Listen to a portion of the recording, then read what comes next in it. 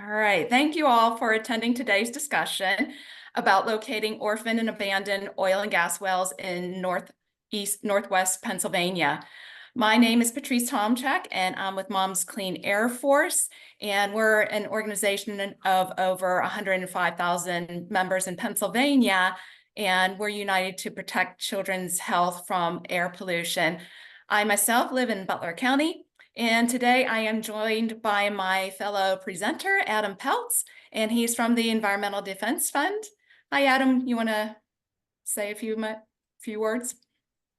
Yes, thanks, Patrice. I'm Adam Peltz. I work at the Environmental Defense Fund on oil and gas issues across the United States with a focus in Pennsylvania. I'm looking forward to telling you about this project in a little bit. Thanks, Adam.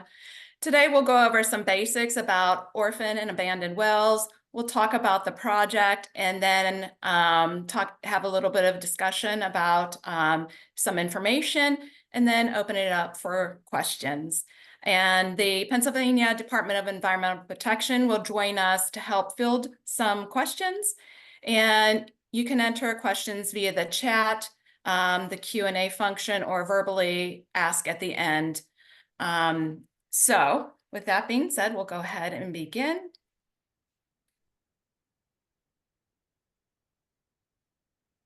So what are orphaned and abandoned wells? And so an orphaned well is an oil and gas well that was left behind by their owner prior to 1985 and is no longer in service. An abandoned well is an oil and gas well that has not produced in the previous 12 months. The equipment may have been removed, but the well was not plugged by the owner. So Pennsylvania has a oil and gas legacy.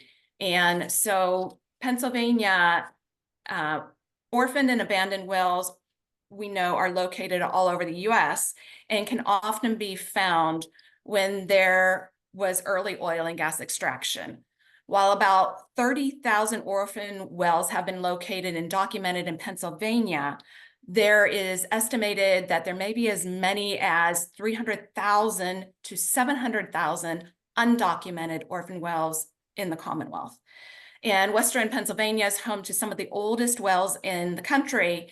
And so now I'd like to turn this over to Adam so that he can give more detailed information and discuss some of the solutions.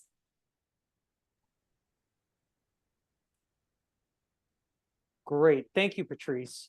So the orphan well problem in Pennsylvania is vast, but it is also eminently solvable. And we are already on our way to doing so. But there's a lot of work to do, not just for the documented orphan wells that we know about, but finding the huge population of undocumented orphan wells so we can get them into the system and start plugging them. We go to the next slide.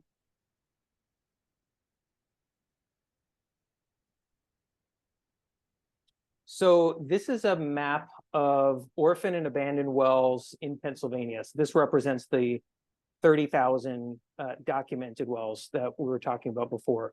You can go to the PADEP's website and find this and play with it. They have a great data mapping system, but the light blue wells are abandoned. The dark blue wells are orphaned, i.e. the pre-1985 wells. If we had an accurate accounting of all the undocumented orphan wells, most of those would be the dark blue, and this map would be swamped with those. But we're not there yet, so we have some work to do. But just a word on why do we care about these orphan wells? So first of all, they can threaten public health and safety by way of home explosions. They can emit air toxics, including benzene. They can and often do pollute groundwater, and through their methane emissions, they can exacerbate climate change. But they also have major economic implications on the downside until we clean them up, and on the upside when we do clean them up. The downside of these wells from an economic standpoint is they tend to prevent development and building activity in the areas where they're found. This according to a University of Pittsburgh study, and can have impact on land values and thus local tax revenues for things like schools. They also prevent beneficial economic use of the subsurface, whether it's for hydraulic fracturing of shale wells or storage of CO2 or underground natural gas storage or things along those lines. You can't use the subsurface economically if it's full of a bunch of holes that you don't even know where they are. But the upside is what's really exciting about this for me, which is when you plug these wells, you generate jobs. And in fact, right now, with the $400 million that's heading into the Commonwealth to plug orphan wells, of which only the first 25 million has come. So the vast majority of this money is still yet to flow, along with $44 million in money for plugging marginal wells.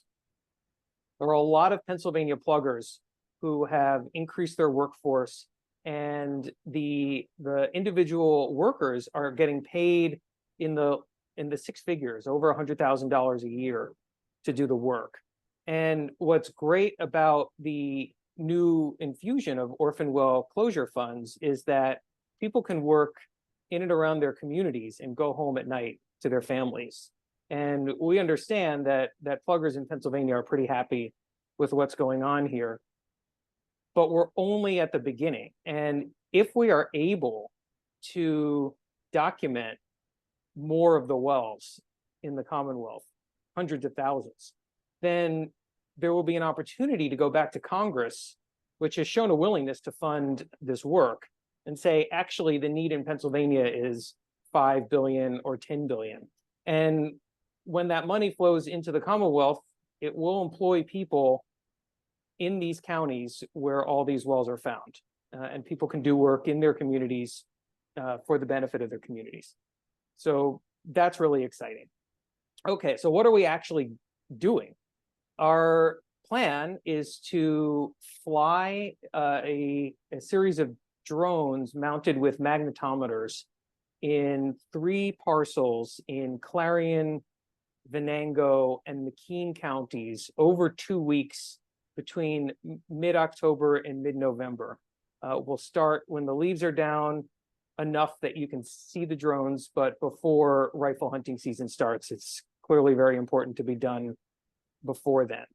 I want to advance to the next few slides. I can show you where these parcels are.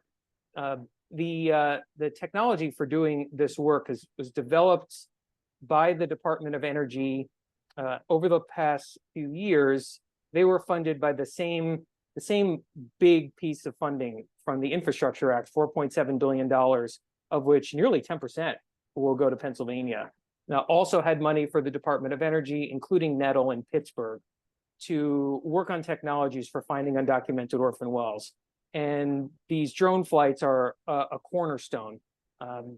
The wells where their casings weren't pulled during World War II have vertical steel pipes in the ground that have a unique magnetic signature. When you fly over them, you have a pretty good shot that you've found an orphan well. And when you combine it with other data layers like old farm maps or old production maps, or indeed current production maps, you can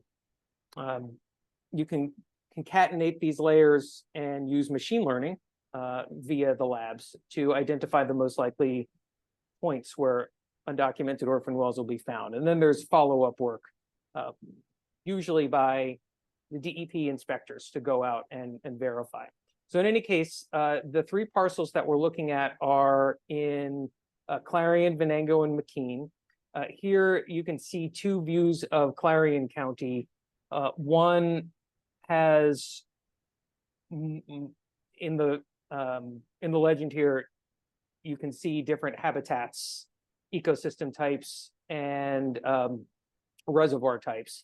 On the right is a township map. They both have dots indicating where the DEP has identified orphaned and abandoned wells. And so the blue swatches here, which you could see on both of these maps, are in the same spot just east of Boxburg, and in that area.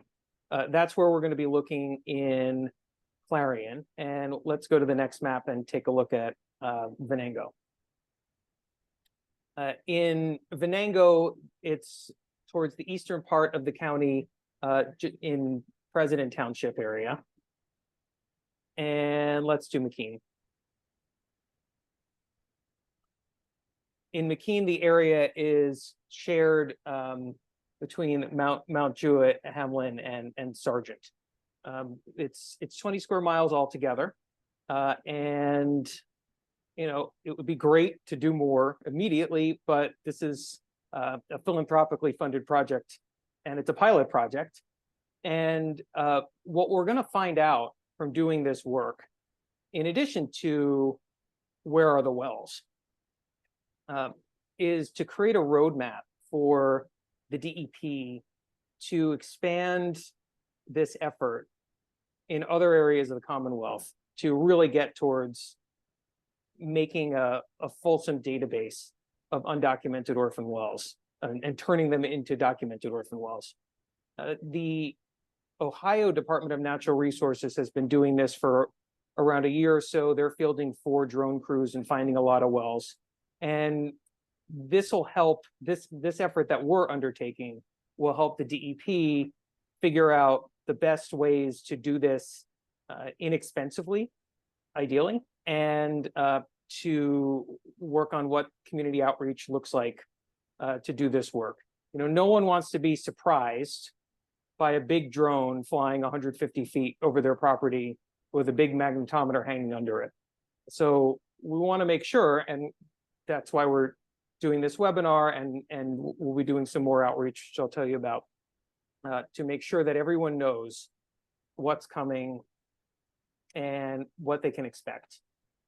The parcels were also selected to get a heterogeneity of well types, well ages, well depths, topographies, land use types, and land ownership types to better represent what's actually happening in the Commonwealth when the DEP does this at scale.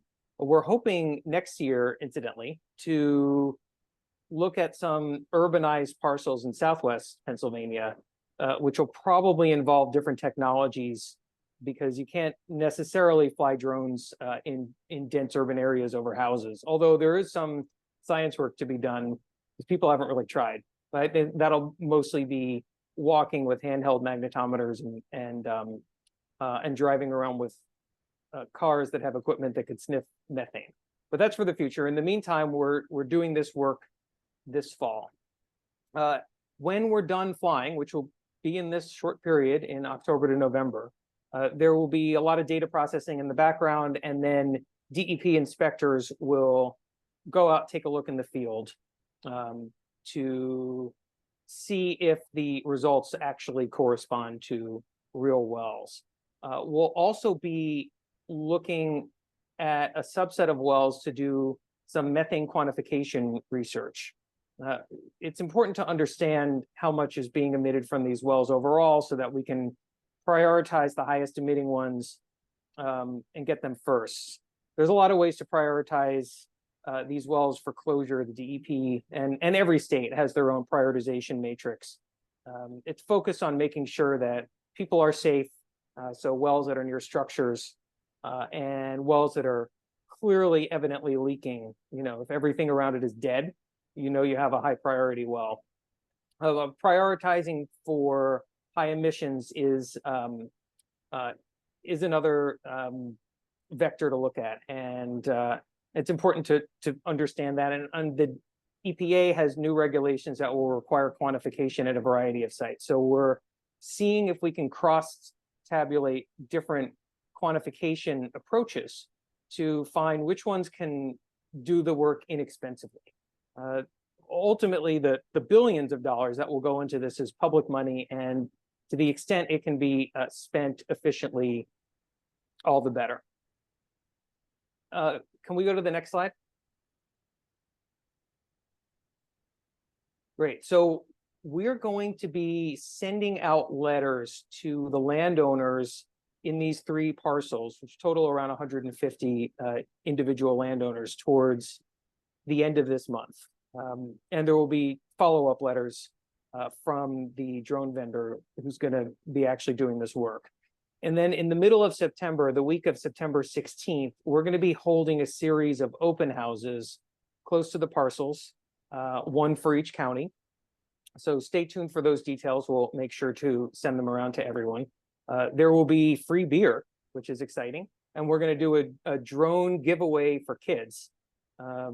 Beer for the adults, drones for the kids. And we'll also have the actual drone that will be flying so that people can get a sense of what the thing looks like and they could talk to the drone vendor. In the meantime, we're also reaching out to pluggers in Western Pennsylvania so that they can work with landowners who are interested in taking advantage of the 20% set aside program that was passed into law in Pennsylvania. It puts a full 1/5 of the money coming in into a grant program so that individuals who have orphan wells can work with a plugger and submit a grant to get their well plugged so that they don't have to wait in the general queue.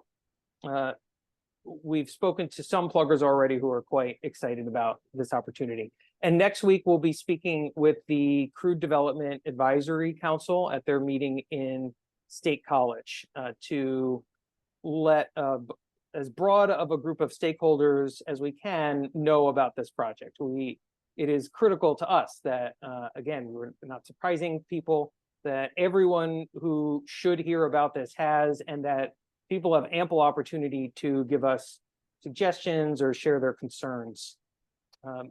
Because we want this project to be a success and to work for everyone. And we're very optimistic that it will. So before I hand it back to Patrice for additional thoughts and some Q&A, I wanted to address one question that's come up from a number of people having to do with potential landowner responsibility or liability for these wells when they're found. Generally, landowners who are not operating wells are not responsible for their closure. And the very old wells that we expect to find will generally fall to the state. There are some exceptions to this, like if a landowner is using a well for domestic gas purposes. Although in that scenario, there's a new $44 million fund from the methane emission reduction program that's coming to Pennsylvania to enable these and other small operators to deal with mitigation or closure of their wells. People who are unsure should contact the DEP regional office, and the address is up on the screen. And also, people who know about wells that they have on their properties should go to the DEP's website and report them. There's a form for doing so. The final thing I want to underscore is that this is not a forced march for landowners. We respect private property rights and people's privacy. And so anyone in our parcel areas who doesn't want us to fly, we're not going to do it. We just need to be told, no, thank you. And that's fine. And we'll look at other areas to do the work. Now, eventually, the Commonwealth is going to be doing this all over the place. But if people don't want us to do it this fall, well, we're not here to tell anyone that they have to have it done. So that's part of why we're doing this extensive outreach, is to make sure that people who want to opt out have the opportunity to do so. So with that, I will hand it back to Patrice for some additional thoughts and to open it up to Q&A. All right, thank you, Adam. Yeah, so in regards to the orphan wells, for me as a parent, I'm interested in finding and closing these orphan wells to protect the health and safety of children who may be living, playing, learning, going to school near these wells. And children are especially vulnerable to pollutants, and they need protected. The younger the child, the more vulnerable. And children's body systems are still developing well into their early 20s. So this is a really exciting project. I'm very thankful for this happening, and really think that this is going to be such a positive program, and we hope that you all will help in spreading the word about this. Really important to tell other folks too. So with that being said, I wanted to see, are we going to open it up to question and answers at this point? Yes, I think we can stop sharing the presentation, and we're also going to stop recording now because we want people to be able to ask their questions freely.